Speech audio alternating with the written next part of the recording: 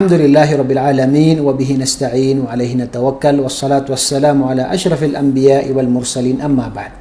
Mga magulang at mga kapatid sa panampalataya, ang ating pag-aralan po sa araw na ito ay patungkol po sa tabarruk. Ang tabarruk po ay paghingi ng biyaya mula kay Allah subhanahu wa ta'ala sa pamamagitan ng mga bagay-bagay na ito ay kanyang pinahintulutan. At bago natin pag-usapan ang mga dalawang uri ng tabarruk, ay kailangan na malaman muna natin ang tatlong saligan patungkol sa usaping tabarruk. Ang unang saligan po ay ang tanging nagbibigay ng biyaya sa mga bagay-bagay ay ang Allah subhanahu wa ta'ala. Dahil siya ang lumikha sa lahat ng bagay at may kapangyarihan na magbigay ng biyaya sa anumang bagay na gustuhin niya. Pangalawa ay nararapat na ang mga bagay na paniwalaan natin na ito ay mayroong biyaya, ay mayroong tayong katibayan, dalil mula sa Quran, mula sa Sunnah, at mula sa napagkasunduan ng mga sahaba. Dahil ang napagkasunduan po ng mga sahaba ay ito ay tunay na galing kay Propeta sallallahu alaihi wasallam. At pangatlo po, ang mga bagay na mayroong baraka ay gagawin lamang natin ang paghingi ng baraka sa Allah subhanahu wa ta'ala sa pamamagitan ng mga bagay na ito ayon lamang sa pinahintulutan ng Islam. Ngayon po, pag-usapan po natin ang dalawang klase ng tabarruk. Ang unang klase ay ang pinapahintulutan at marami siyang halimbawa din. At ganun din ang mga ipinagbabawal na tabarruk. Meron din tayong mga halimbawa. Ang pinakahalimbawa po ng pinapahintulutan na tabarruk ay ang tabarruk sa katauhan ni Propeta sallallahu alaihi wasallam. Nung nabubuhay si Propeta sallallahu alaihi wasallam, ay ang buhay niya, siya mismo ay mabiyaya. Kaya po makikita natin, nung siya ay bata pa lang, noong kunin siya ng mga taga-Taif. Ang mga taga-Taif na ito ay kumukuha sila ng mga bata sa Makkah at kumukuha sila ng pera bilang kapalit sa pagpapasuso ng mga batang ito. At dahil dito si Propeta sallallahu alaihi wasallam ay kasama sa mga bata na kinuha ng mga pamilya na ito at dinala sa Taif. At ang kumuha sa kanya na pamilya ay napakahirap ang kanilang pamumuhay. Napakahirap ang kanilang pamumuhay. Ngunit nung nakuha nila si Propeta sallallahu alaihi wasallam ay naging mabiyaya ang kanilang pamumuhay, ang kanilang mga pananim, ang kanilang mga alaga.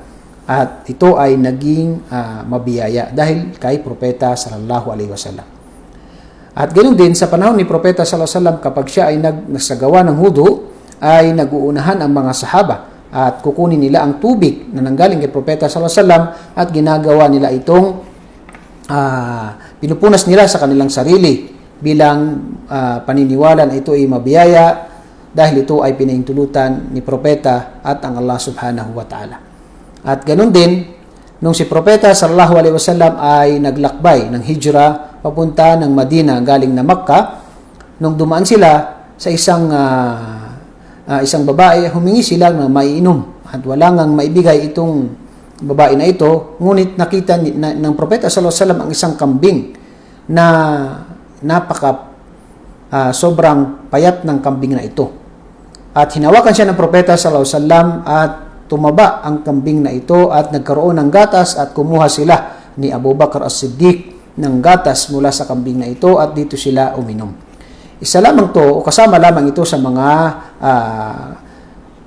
kabiyayaan o pagiging biyaya ni Propeta sallallahu alaihi wasallam.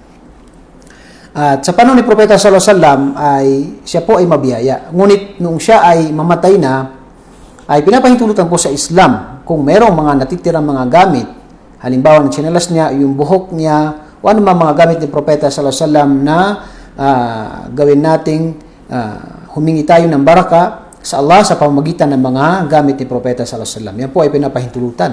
Ngunit, sa ibang mga sahaba o ibang mga tao ay hindi po pinapahintulutan. Halimbawa, ang mga gamit ng mga propeta, mga sahaba, si Abu Bakr, si Umar, si Uthman, si Ali, at iba pang mga sahaba, hindi po pwedeng kunin natin ng mga gamit nila at tayo ay humingi ng biyaya sa Allah sa pamagitan ng mga bagay na ito.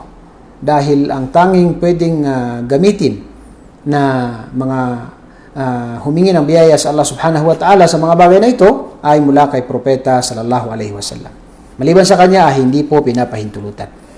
Pangalawa po ay ang tabarruk sa pamamagitan ng salita at gawa. Ang salita ay katulad po ng pagbabasa ng Quran. Ang pagbabasa ng Quran ay sino man ang bumasa ng Quran, isang letra lamang po ay magkaroon siya ng 10 gantimpala. Ito po ay nabanggit sa hadith ni Imam At-Tirmidhi. At ganoon din ang Quran, pagbabasa ng Quran, ito ay gamot. Sa Suratul Isra, number 82, binanggit ito ng Allah na ang Quran ay gamot. At ganoon din na ang Suratul Baqarah ay ito ay nabanggit sa hadith ni Propeta sallallahu alaihi wasallam, sa hadith Muslim, na ito ay tinatawag na barakah. Kaya po ang salita at mga gawa tulad ng sadaka, pagbibigay ng kawang gawa, ito ay mabiyaya. Pagsasagawa ng umrah, pagitan ng umrah sa umrah ay ito po ay pagpapatawad ng Allah, kapatawaran ng Allah subhanahu wa ta'ala. At ganoon din na ang katanggap-tanggap na hajj ay ang kanyang gantimpala ay ang paraiso ng Allah subhanahu wa ta'ala. So meron po mga gawain na mabiyaya at meron mga salita na mabiyaya. Ganoon din, may mga lugar na mabiyaya na ito ay may dalil tayo mula sa Quran, mula sa Sunnah. Katulad ng sabi ng Propeta sallallahu alaihi wasallam na ang pinakamainam sa kanya na lugar, pinakamamahal niya na lugar ay ang mga masjid. Yan po ay nabanggit sa hadith ng Imam Muslim. At ganoon din na sinabi ni Propeta sallallahu alaihi wasallam na ang pagsasala sa Masjidil Haram sa Makkah ay 100,000 ang kanyang gantimpala. At ganoon din na sa masjid ng Propeta sallallahu alaihi wasallam ay 1,000 ang kanyang gantimpala. Ito po ay nabanggit sa hadith ni Imam Bukhari at Imam Muslim. Kaya may mga lugar po na ito ay nabanggit sa Quran, sa Sunnah, na ito po ay mabiyayang lugar. At ganoon din ang tabarruk sa pamagitan ng panahon na pinahitulutan ito na nabanggit sa Quran sa Sunnah, katulad ng Lailatul Qadr, na sino man na makasagawa dito ng pagsamba sa gabing ito ay khairum min alfi shahr. Mas mainam ito sa kanya kaysa 1,000 na buwan. At ganoon din yung araw ng Arafah. Ang araw ng Arafah, sino man ang makapag-ayuno rito, ay sinabi ni Propeta sallallahu alaihi wasallam na patatawarin sa kanya ang kanyang mga naunang kasalanan, yung 1 taon niyang kasalanan at yung darating na 1 taon niyang kasalanan. Ito po ay nabanggit sa hadith ni Imam Ahmad. At ganoon din ang buwan ng Ramadan. Sinabi ni Propeta sallallahu alaihi wasallam na ang buwan ng Ramadan ay mabiyaya sa hadith ni Imam Ahmad. At kasama rin sa mga pwede nating gamitin sa tabarruk ay sa pamamagitan ng mga pagkain. Sa mga pagkain po, nabanggit po sa hadith ni Propeta sallallahu alaihi wasallam yung tinatawag natin na yung zaytun. Ang zaytun ay nabanggit po sa hadith na tinama ni Sheikh Albani na ang zaytun ay ito po ay mabiyaya. At ganoon din yung tinatawag na honey. Ang honey po ay nabanggit po sa hadith ng Imam Muslim na ito po ay baraka. Ganun din ang tubig na Zamzam.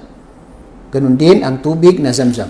So dito po sa mga bagay na ito, anumang mga bagay na gusto nating humingi ng Allah subhanahu wa ta'ala ng biyaya sa pamamagitan ng mga bagay na ito, ay nararapat na mayroon tayong dalil mula sa Quran, mula sa Sunnah, mula sa napagkasunduan ng mga sahaba ng Propeta sallallahu alaihi wasallam. Pangalawang tabarruk ay ang ipinagbabawal na tabarruk. Pinagbabawal na tabarruk ay ito po ay walang dalil, walang katibayan mula sa Quran, mula sa Sunnah ni Propeta sallallahu alaihi wasallam at mula sa mga napagkasunduan ng mga sahaba. Ano ang mga halimbawa nito? Ang halimbawa po nito ay katulad ng paghingi ng tabarruk sa mga libingan ng mabubuting tao. Pupunta ka doon sa mga libingan at hawakan, halikan yung mga libingan na iyon ng mabubuting tao na sa paniniwala na ito ay mabiyaya. Ito po ay mga tabarruk na ipinagbabawal. Ganun din yung mga makasaysayang lugar. Halimbawa, sa lugar na kapanganakan ng Propeta sallallahu alaihi wasallam, pupunta ka doon at magsasala ka doon ng mga sunnah, magdikir ka doon sa paniniwalang ito ay mabiyaya. So hindi po yan pinapahintulutan sa Islam dahil ito po ay walang dalil mula sa Quran, mula sa sunnah. At ganun din yung tinatawag na kuweba ng hijrah. Kuweba ng Ghari Hira. Dahil ang Ghari Hira dito ibinaba ang Quran. Si Propeta sallallahu alaihi wasallam ay doon ibinaba sa kanya ang Quran. Pero pagkatapos nito ay hindi na umakyat doon si Propeta sallallahu alaihi wasallam. So wala pong dalil, katibayan na pupunta ka doon, ikaw isasamba doon, magdidikir, mag-alala sa Allah doon, magsasala. Wala pong katibayan yan. Dahil yung lugar na yan, doon ibinaba ang Quran. Pero wala pong dalil, mga katibayan na ito ay mabiyayang lugar na tayo ay magsala doon ng mga specific na sala dahil yun ay lugar na hindi, wala pong katibayan dyan. Ganon din ang Ghari Thawr, na kung saan dito nagtago si Propeta sallallahu alaihi wasallam nung papunta siya ng Madina. Yan, ang mga lugar na yan ay lugar na kung saan historical, pero hindi po nabanggit sa mga dalil natin mula Quran, mula Sunnah at ng mga sahaba, napagkasunduan ng mga sahaba na itong lugar na ito ay pwede kang gumawa ng mga specific na mga pagsamba dahil itong lugar na ito ay mabiyaya. Wala pong mga dalil ang mga lugar na mga bagay na yan. Ganon din ang tabarruk sa pamagitan ng mga panahon o kaya ay mga okasyon. Katulad ng Isra wal Mi'raj, ang pag-akyat ng Propeta sallallahu alaihi wasallam sa langit. May mga tao na sila ay nagsasagawa ng specific na mga sala, mga dhikr. Yan po ay walang dalil mula sa Quran, mula sa Sunnah. At ganun din yung tinatawag na Nisfu Sha'ban, na magsasagawa ito ng mga tao ng sala, ng dhikr, mga specific na na pagsamba doon sa oras na yan. Yan po ay walang mga katibayan. Bagkus ang mga nabanggit po sa mga bagay na yan ay mga mahihinang hadith na hindi po pwedeng gamitin. Ganun din ang tabarruk sa katauhan, yung mga gamit ng mga mabubuting tao. Wala pong pinapahintulutan. Katulad ng mga imam ng mga Shia. Yung mga gamit nila, kukunin nila, ginagawa nilang hingi nila ng baraka. O kaya mga libingan nila, subhanallah, yung mga libingan ng mga Shia. Hinawakan nila, humingi sila ng baraka sa pamagitan ng mga libingan na iyon. Sa mga gamit po, ang pinapahintulutan lamang po ay ang mga gamit ni Propeta sallallahu alaihi wasallam. Ngunit wag po tayong maniwala basta-basta sa mga lumalaganap sa Facebook na nandiyan pa yung mga sandal, tsinelas, o yung buhok, o yung mga gamit ng Propeta. Dahil kailangan po ay merong patunay na ito ay nanggaling kay Propeta sallallahu alaihi wasallam.